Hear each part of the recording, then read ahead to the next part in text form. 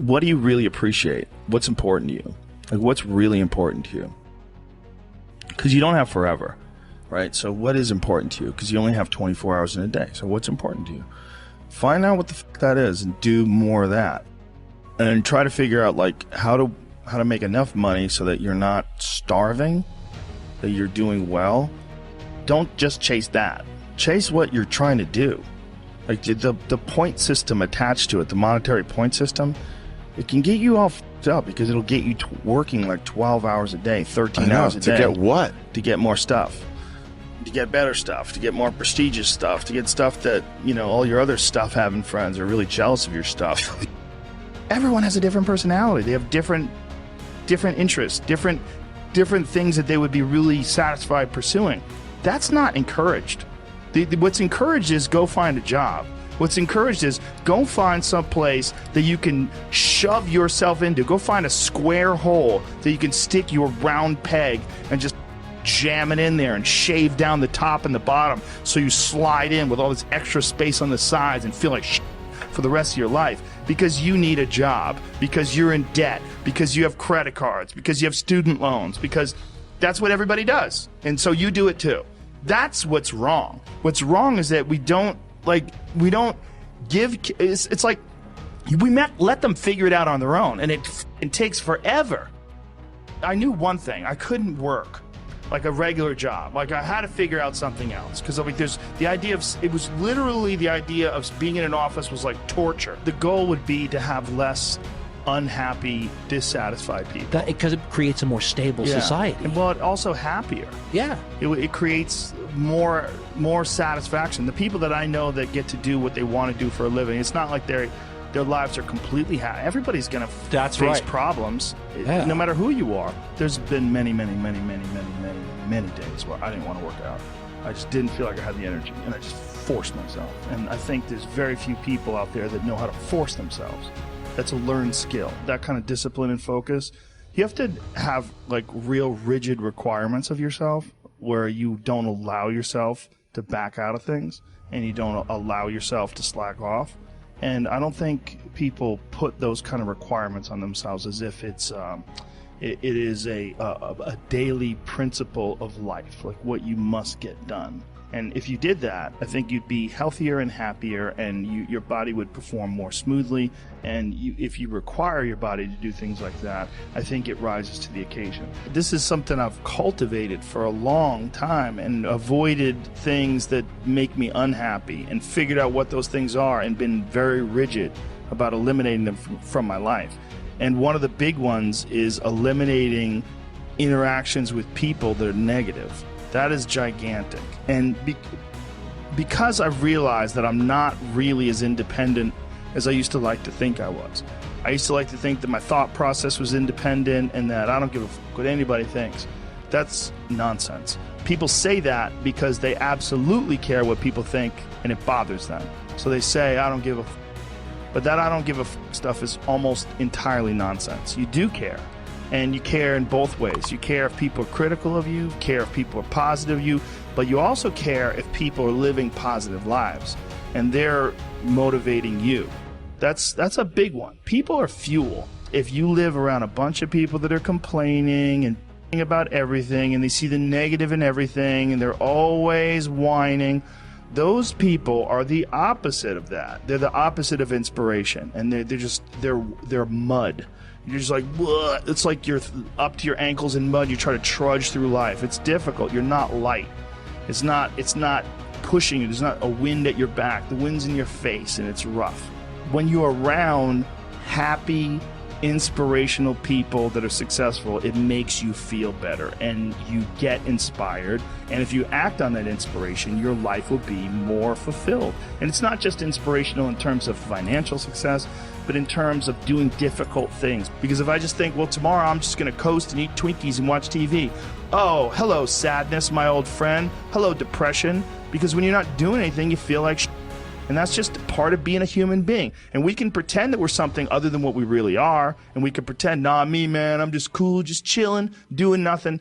Bullshit. You're a human. You're a human being. You evolved from the hundreds of thousands of years of hunters and gatherers and people that were struggling.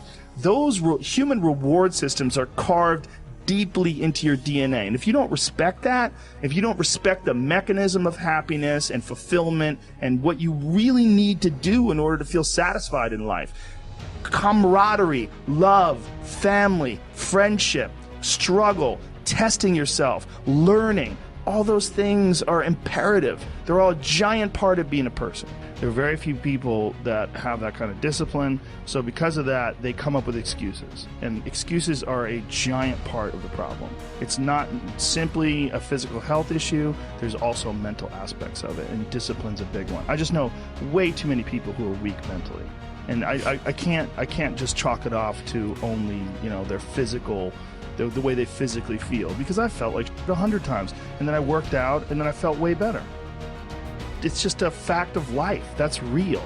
People don't know how to do that. And if you're used to doing this, get in your car, sit down, drive to the office, sit down, go to the lunch, sit down, go to the board meeting, sit down, get in your car on the way home, sit down, get home in front of the TV, sit down, then go to the gym, go off. They don't have any energy. Their body's like, I don't have it in me to do this. And I don't believe that. I think it's a lot of it is the mindset. The opportunity takes place usually when you're young and you don't have any responsibility. That's when you have your options. Well, your options are severely limited the more you gather responsibilities. If I had to quit everything now and struggle the way I struggled as a stand-up comedian, it would never work. But the only way I could be this person now is if I took that chance when I was 21, when I was dead broke and had my cars repossessed and all that stuff. That's the only way you ever get where you want to go. You have to take a path that's dangerous, and most people want to take the safe path. And the safe path leaves you stuck in quiet desperation. Almost every time, it's hell.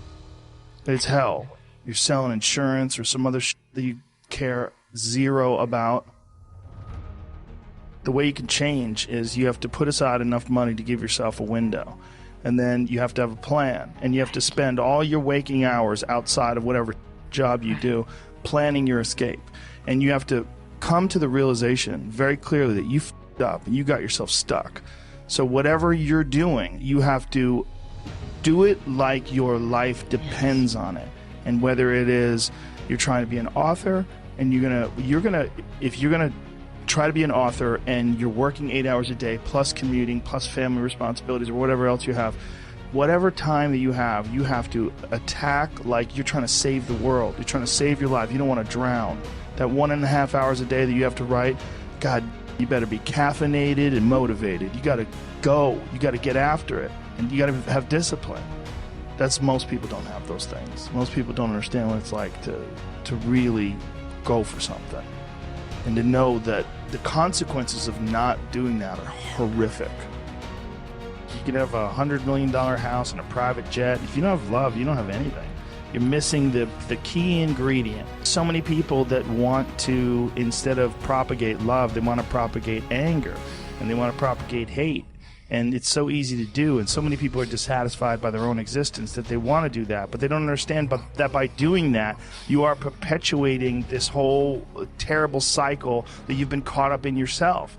If you go out there hating on everybody and being shitty to everybody and throwing all this anger out there in the world, that you are literally poisoning yourself. There's a wonderful quote about jealousy that I think also applies to hate, is that it's one of the rare things that is ineffective on the person who's your target but works on you instead. If there's a person out there like, oh, I wish I was living her life, and you're angry at her, like it's not hurting her. It's just hard for people to understand that there's techniques and there's strategies and there's philosophies that can help you steer through this world with a happier life.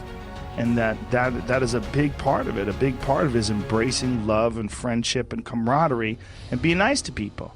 It's hard for some people because they're not even nice to themselves. You can appreciate some things. You can appreciate a nice car or a nice house, but if you get really caught up in them, you are trying to fill up a bucket with a hole in it, and it's never going to fill up. You're always just going to look for bigger and bigger things to try to fill that bucket up, and you're going to feel full of anxiety all the time chasing that. And there's no real satisfaction. Then that's why, when you look at, one of the things that people look at when you look at people that are extremely materialistic, that wear the most fancy jewelry and drive the most fancy cars and the biggest houses, we always think they're shallow. Always. I mean, isn't that funny? Like, the thing that you would look at in terms of like markers for success, markers is like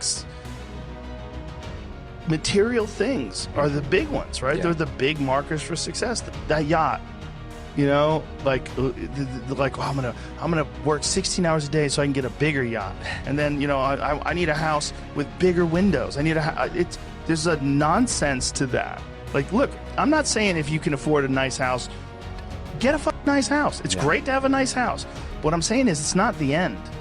It's you are the project. Your mind is the project. How you treat people is the project. How the way you are with your family and your friends and your loved ones and the people you communicate with. Get better at that. That's the goal in this life. The goal in this life is how we treat each other.